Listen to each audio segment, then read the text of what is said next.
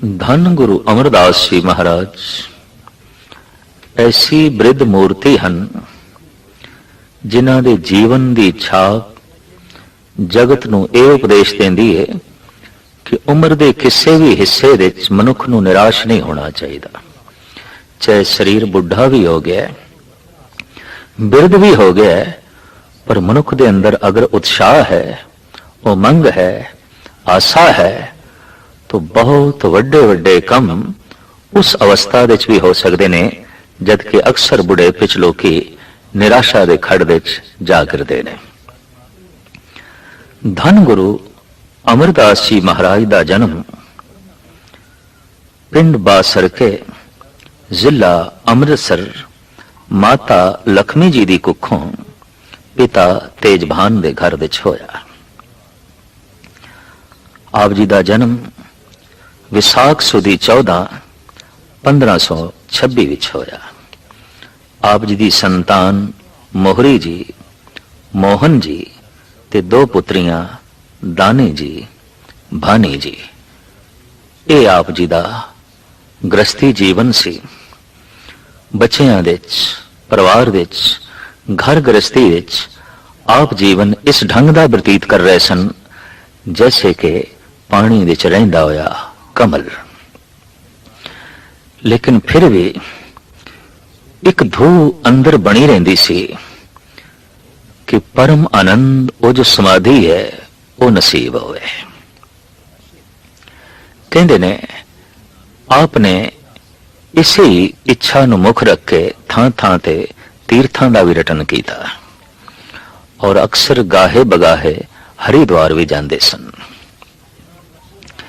एक दिन गंगा दे इशनान करके ठंड दे दिन सन रेत दे बैठे चरना नु पसार के पैर पसार के एक पांडा जो इल्मे निजोम विच माहिर सी, ज्योतिषी सी, लंघिया। उदी निगाह पसरे हुए चरना ते पै गई और उसने मत्था टेकिया।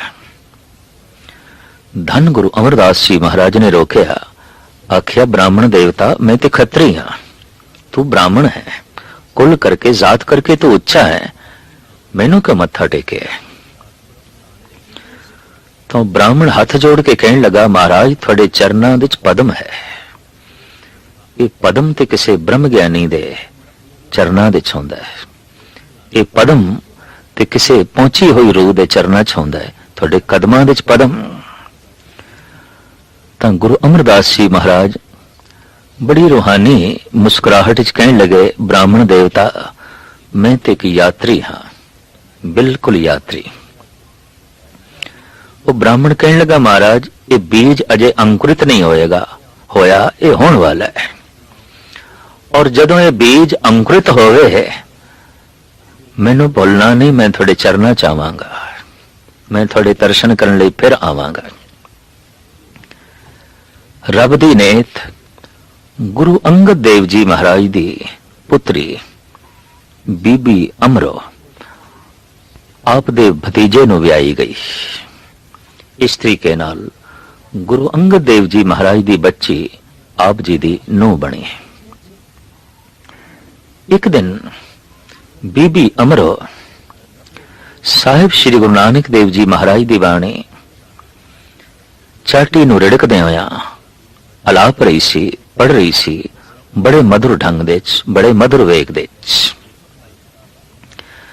बिरध बाबा गुरु अमरदास जी महाराज ने पूछ लिया, बेटा ये किस दे बचन पढ़ रही है, ये किसदी बाणी पढ़ रही है, बहुत खिंच पाई है इसने मैनू।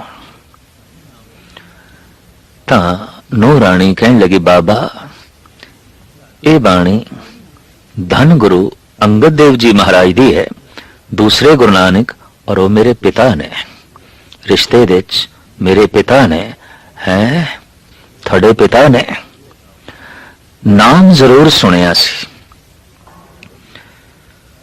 और विआह दे समय कुड़माचारियां दा जैसे मिलाप होंदा है ये भी जरूर होया, लेकिन खिच ते आखिर शब्द तो पैंदी है।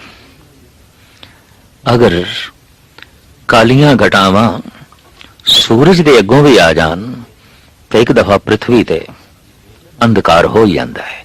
यह गल वखरा है कि सूरज दे च अनेरा नहीं, सूरज दे च अंधकार नहीं, पर सूरज दा चानना, सूरज दा प्रकाश सही मैने धरती ते पहुंच सके, कालियां घटावां रोक ते खड़ी कर देंदियां ने। तो कुड़माचारी, रिश्तेदारी, शरीकाचारी और समाजिक रिश्ते, संसार दीयां परंपरावां इतनियां निक्कियां वड्डियां बदलियां सन, जिन्हां दे चों गुरु अमरदास जी महाराज नूं झांकण दा मौका ही ना मिलिया कि गुरु अंगद देव जी महाराज वकत दे ओ रूहानी सूरज ने जो चारों पासे चानना वंड रहे ने।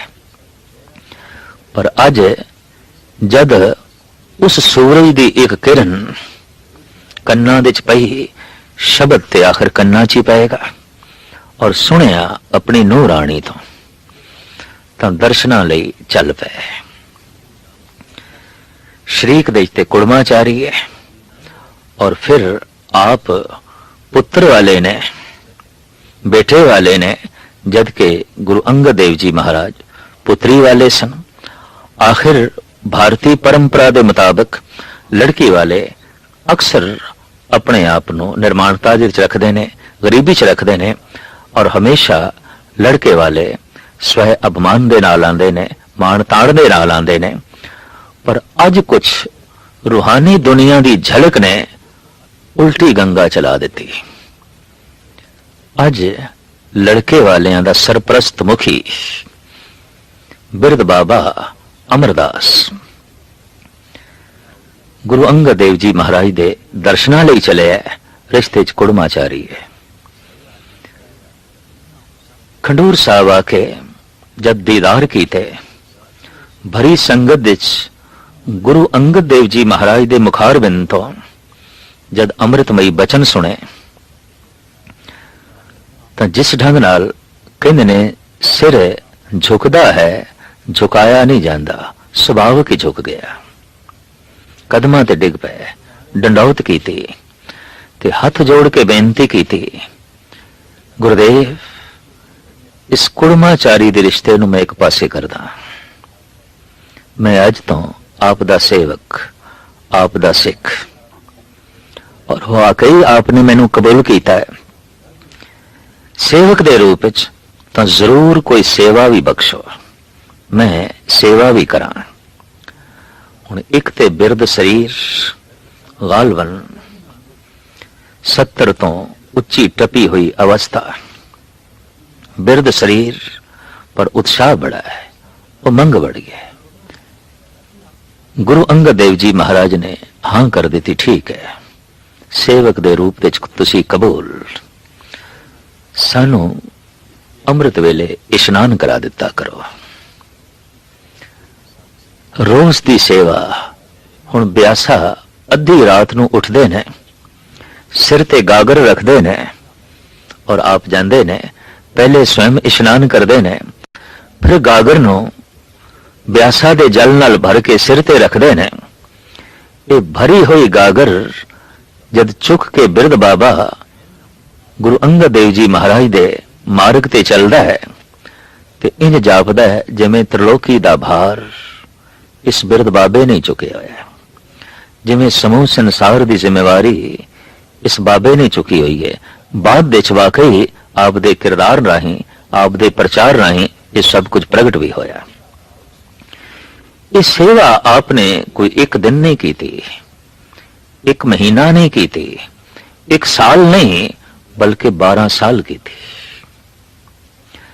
रोज अद्धी रात नू उठना है, ब्यासा ते पहुंचना है, अमृत वेले होंदे होंदे तक जल भर के लेना है, और गालबन 3 कोदा पेंडा है, 6 किलोमीटर का ये रास्ता है जो आप रोज तय कर देने, जाना ते आना। अज किधरे ऐसा होया जद जान लगे अद्धी रात दा वक्त, रात हनेरी सी, आप एक जुलाहे दी खड्डी दे गिर गए। आवाज आई, खड़ाक आई, तो जुलाहे ने अपनी घरवाली नू आवाज मारी, देख बाहर कोई है, खड्डी दे खड़ विच कोई गिरे है। तां जुलाही कहण लगी अद्धी रात नूं ਉਹੀ ਅਮਰੂ ਨਿਥਾਵਾ ਹੋਏਗਾ, ਉਸ ਤੋਂ ਇਲਾਵਾ ਹੋਰ ਕੌਣ ਹੋਵੇਗਾ। ਅੱਧੀ ਰਾਤ ਨੂੰ ਉਹੀ ਉੱਠਦਾ ਹੈ, ਉਸੇ ਦੇ ਸਿਰ ਤੇ ਗਾਗਰ ਆਉਂਦੀ ਹੈ, ਉਹੀ ਭਟਕਦਾ ਹੋਇਆ ਗਿਰ ਗਿਆ ਹੋਵੇਗਾ, ਉਹੀ ਅਮਰੂ ਨਿਥਾਵਾ। ਬਥੇਰਿਆਂ ਨੂੰ ਇਹ ਸੋਚਣ ਦਾ ਮੌਕਾ ਮਿਲ ਗਿਆ ਕਿ ਬਿਰਧ ਸਰੀਰ ਹੈ, ਸ਼ਾਇਦ ਪੁੱਤਰ ਨਹੀਂ ਰੱਖਦੇ, ਭਤੀਜੇ ਨਹੀਂ ਰੱਖਦੇ, ਤਾਂ ਹੀ ਤੇ ਸ਼ਰੀਕਾਂ ਦੇ ਘਰ ਆ ਕੇ ਟਿਕੇ ਨੇ। और सिर्फ टिके ही नहीं, ताई ते ब्यासा तो गागर जल्दी भर के लियाते ने, दिन नूं लकड़ा फाड़ते ने, तप्पड़ छाड़ते ने, लंगर बनाने की सेवा करते ने, ये नौकरी करते ने, ये गुलामी करते ने, इन्हां दा कोई थां नहीं। पर चल तो गई गल खंडूर दे अमरू निथावा, अमरू निथावा, अमरू निथावा। ये बचन धन गुरु अंगद देव जी महाराज दे कदमां च पहुंचे और आप दे कन्ना ने सुन के हैरानगी जताई है। अमरू ने थावा, जैसे अमरदास जी आए, कोल बिठाया, सिर ते हाथ रख के कह लगे गुरु अमरदास निथावियां दी थां, गुरु अमरदास निमाणियां दे माण, गुरु अमरदास निओटियां दी ओट, गुरु अमरदास ने आसरियां दे आसरे। इंज लगातार वर दे ही गए, वर दे ही गए। और ये वाकई स्पष्ट होया कि गुरु अमरदास निथावियां दी थां बने, निमाणियां दे माण बने, निआसरियां दे आसरे बने, निओटियां दी ओट बने। आपने गुरगद्दी ते बैठदे ही सिख जगत दा पहला केंद्री तीरथ आबाद कीता, बनाया गोविंदवाल, उत्थे बावली तैयार की थी। ये सिख जगत दा पहला तीरथ है। उस दियां 84 पौड़ियां रखियां, इशनान की महानता दसी, और उत्थे आपने लंगर की जिहड़ी परंपरा तोरी उस दे च वरण वंड खत्म कर दी। आख्या मैं किसे जात पात नूं नहीं मनदा और किसे वरण वंड नूं भी नहीं मनदा।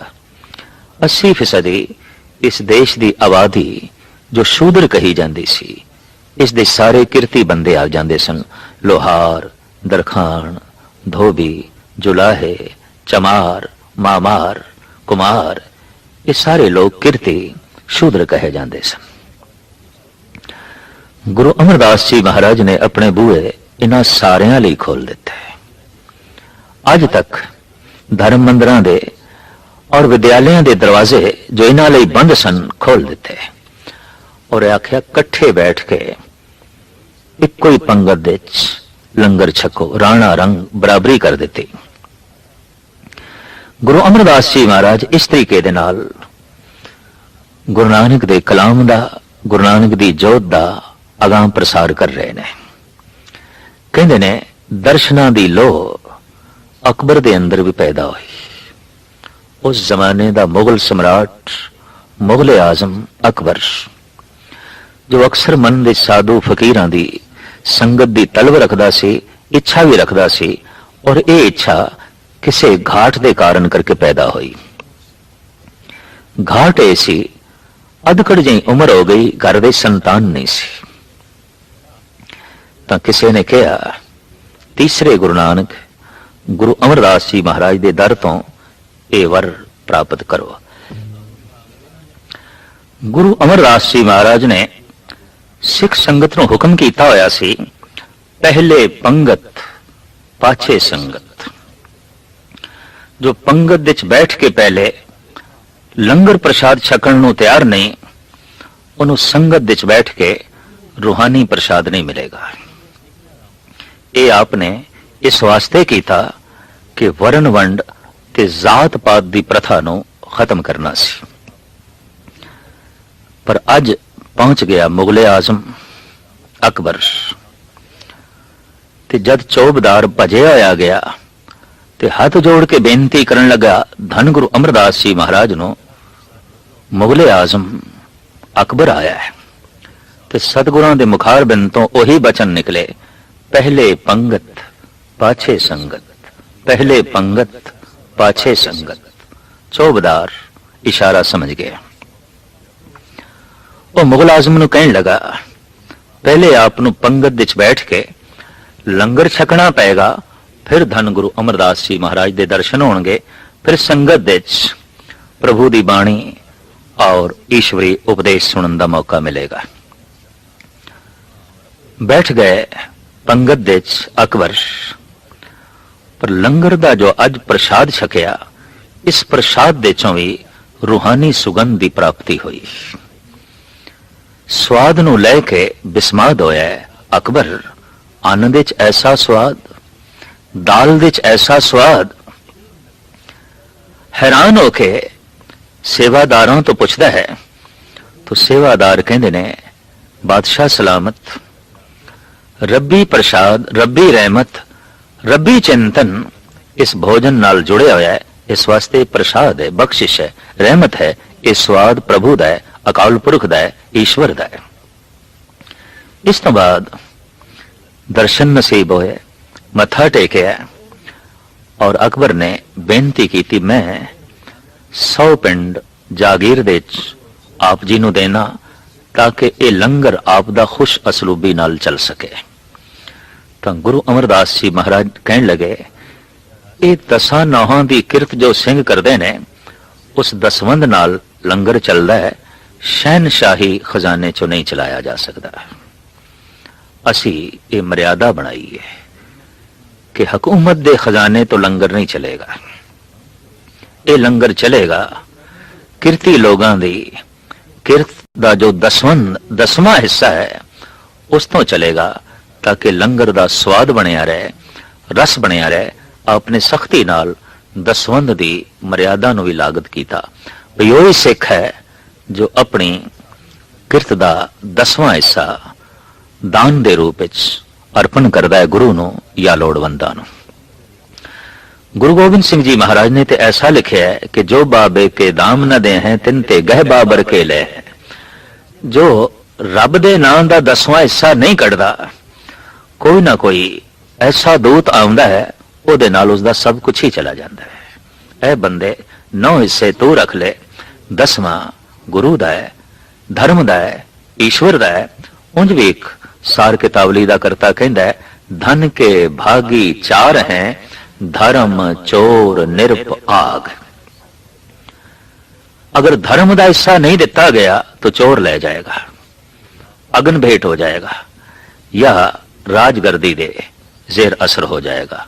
खैर, गुरु अमरदास जी महाराज ने इस ढंग की लंगर की अगम्मी परंपरा तोरी। चारों पासे आप दा जय जयकार होया।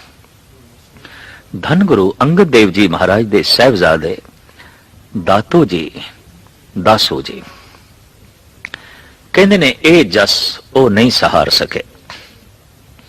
जैसे वक्ती तौर ते बाबा श्री चंद ते लक्ष्मी दास नूं रोस होया सी कि साडे पिता दी गद्दी लैणा जी लै गए, इस तरह गुरु अमरदास जी महाराज दे गद्दी विराजमान होण ते दातू जी नूं ते दासो जी नूं भी बड़ा रोस चढ़िया।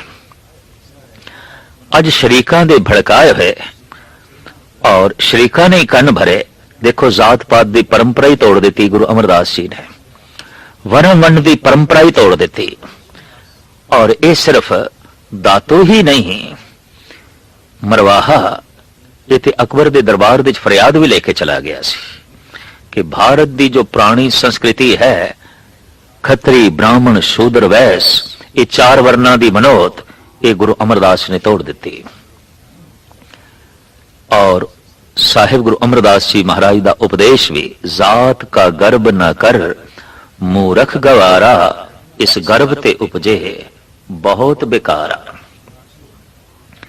गवार है वो जो जात अभिमानी है, वर्ण अभिमानी है। आप दा उपदेश कि जन्म तो कोई ब्राह्मण नहीं, जन्म तो कोई शूद्र नहीं, जीवन तो शूद्र होवेगा, जीवन तो ब्राह्मण होवेगा।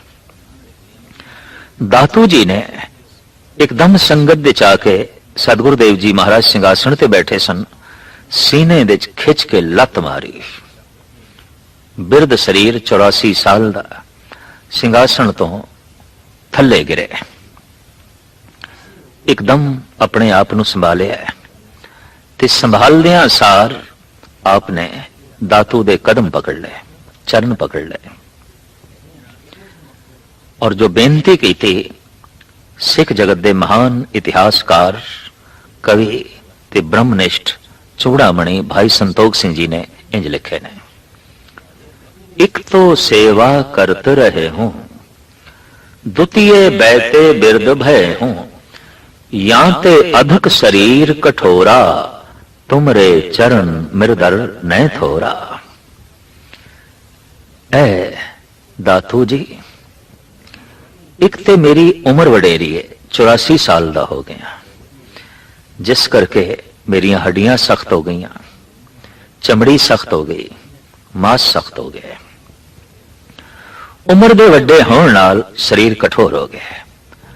ते दूसरा दातो जी, मैं अद्धी रात नूं उठ के ब्यासा तो जल भरण की सेवा करदा रहा 12 वरे, लकड़ फाड़ने, तप्पड़ झाड़ने और लंगर वंडना, इस तरह की करड़ी सेवा करके और वडेरी उम्र करके मेरा शरीर करड़ा हो गया, मेरिया हड्डियां करड़ियां हो गई ने।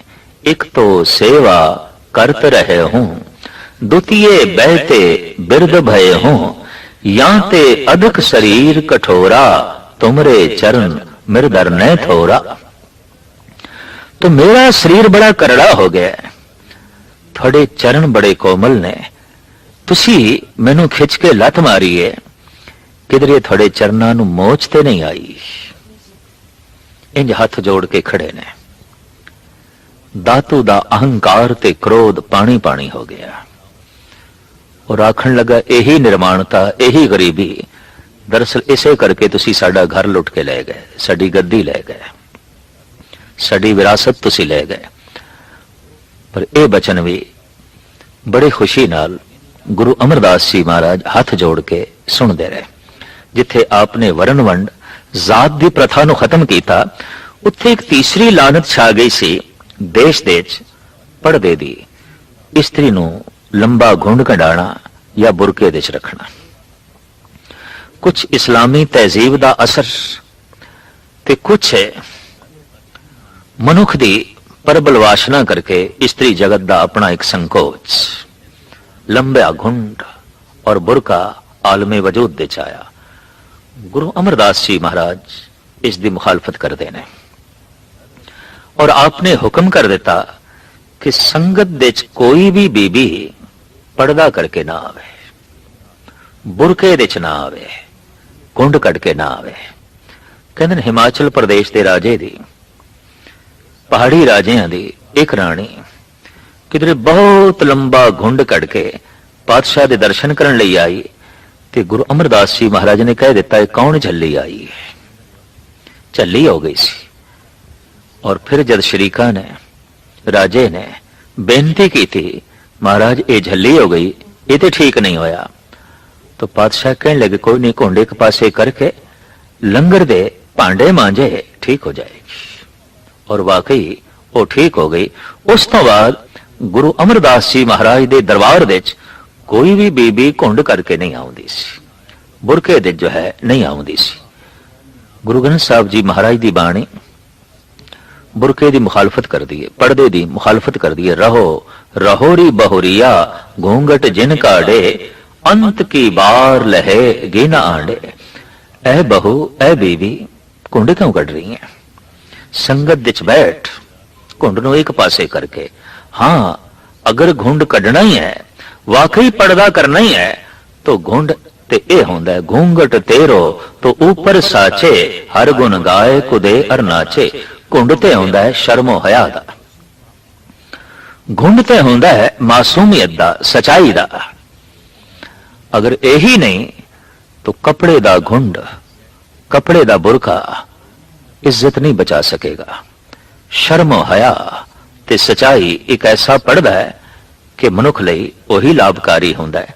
धन गुरु अमरदास जी महाराज ने ਜਿੱਥੇ ਸਮਾਜ ਦਾ ਸੁਧਾਰ ਕੀਤਾ, ਧਾਰਮਿਕ ਜਗਤ ਦੇ ਚ ਆਏ ਹੋਏ ਪਖੰਡ ਨੂੰ ਜੋ ਹੈ ਇੱਕ ਪਾਸੇ ਕੀਤਾ, ਔਰ ਇਸ ਤਰੀਕੇ ਦੇ ਨਾਲ ਸਾਰੀ ਮਾਨਵਤਾ ਦੇ ਲਈ ਇੱਕੋ ਰਸਤਾ, ਇੱਕ ਦਾ ਪੁਜਾਰੀ, ਇੱਕ ਦਾ ਸੰਦੇਸ਼, ਇੱਕ ਦਾ ਉਪਦੇਸ਼ ਦਿੱਤਾ। ਦਿਨ ਰਾਤ ਆਪ ਜੋਤ ਜਗਾਈ ਬੈਠੇ ਰਹੇ। ਗੋਬਿੰਦਵਾਲ ਦੇ ਵਿੱਚ ਦੂਰ ਦੂਰ ਤੋਂ ਯਾਤਰੀ ਆਂਦੇ ਰਹੇ, ਸੰਗਤਾਂ ਆਂਦੀਆਂ ਰਹੀਆਂ, ਆਪ ਦੇ ਦਰਸ਼ਨਾਂ ਦਾ ਲਾਭ ਉਠਾ ਕੇ ਆਪ ਤੋਂ ਰੂਹਾਨੀ ਲਾਭ ਪ੍ਰਾਪਤ ਕਰਦੀਆਂ ਰਹੀਆਂ। ਭੱਟਾ ਨੇ ਆਪ ਦੀ ਉਪਮਾ ਦੇ ਵਿੱਚ ਜੋ ਪਾਵਨ ਪਵਿੱਤਰ ਇੱਕ ਸਵਈਆ ਉਚਾਰਨ ਕੀਤਾ ਹੈ, ਉਹ ਇਹ ਹੈ ਕਿ ਸੂਰਜ ਦੀਆਂ ਕਿਰਨਾਂ ਜਿਵੇਂ ਨਹੀਂ ਗਿਣੀਆਂ ਜਾ ਸਕਦੀਆਂ, ਸਾਗਰ ਦੀਆਂ ਲਹਿਰਾਂ ਜਿਵੇਂ ਨਹੀਂ ਗਿਣੀਆਂ ਜਾ ਸਕਦੀਆਂ, ਬਸੰਤ ਰੁੱਤ ਦੇ ਚ ਬਸੰਤੀ ਫੁੱਲ ਜੋ ਖਿੜਦੇ ਨੇ ਉਹ ਜਿਵੇਂ ਨਹੀਂ ਗਿਣੀਆਂ ਜਾ ਸਕਦੀਆਂ, ਜਿਵੇਂ ਸ਼ਿਵ ਜੀ ਦਾ ਲੰਬਾ ਗਹਿਰਾ ਧਿਆਨ ਨਹੀਂ ਨਾਪਿਆ ਜਾ ਸਕਦਾ, ਇਸੇ ਤਰੀਕੇ ਨਾਲ ਹੈ ਗੁਰੂ ਅਮਰਦਾਸ ਜੀ ਤੁਹਾਡੇ ਗੁਣ ਨਹੀਂ ਨਾਪੇ ਜਾ ਸਕਦੇ, ਤੁਹਾਡੀ ਮਹਿਮਾ ਨਹੀਂ ਨਾਪੀ ਜਾ ਸਕਦੀ। ਗਨ ਹਰ ਬੂੰਦ ਬਸੋ ਰੁਮਾਵਲ, ਕੁਸਮ ਬਸੰਤ ਗਨੰਤ ਨ ਆਵੇ, ਰਵ ਸਸ ਕਿਰਨ ਉਦਰ ਸਾਗਰ ਕੋ, ਗੰਗ ਤਰੰਗ ਅੰਤ ਕੋ ਪਾਵੇ, रुदर ध्यान ज्ञान सतगुर के, कब जन भल उन्हें जो गावे, भल्ले अमरदास गुण तेरे, तेरी उपमा तोहे बनावे, भल्ले अमरदास गुण तेरे, तेरी उपमा तोहे बनावे। ਗੋਬਿੰਦਵਾਲ ਸਾਹਿਬ ਦੇ ਜੋਤ ਜਗਾਉਂਦੇ ਹੋਇਆ ਆਪ ਭਾਦਰੋਂ ਸੁਦੀ 15 ਨੂੰ ਸੰਮਤ 1631 ਨੂੰ ਸ੍ਰੀ ਗੋਬਿੰਦਵਾਲ ਸਾਹਿਬ ਦੇ ਜੋਤੀ ਜੋਤ ਸਮਾਏ। ਆਪ ਤਨ ਕਰਕੇ ਗੋਬਿੰਦਵਾਲ ਸਾਹਿਬ ਦੀ ਧਰਤੀ ਦਾ ਹਿੱਸਾ ਬਣੇ, ਪਰ ਆਪ ਜੋਤ ਕਰਕੇ ਧੰਨ ਗੁਰੂ ਰਾਮਦਾਸ ਕਹਿਲਾਏ।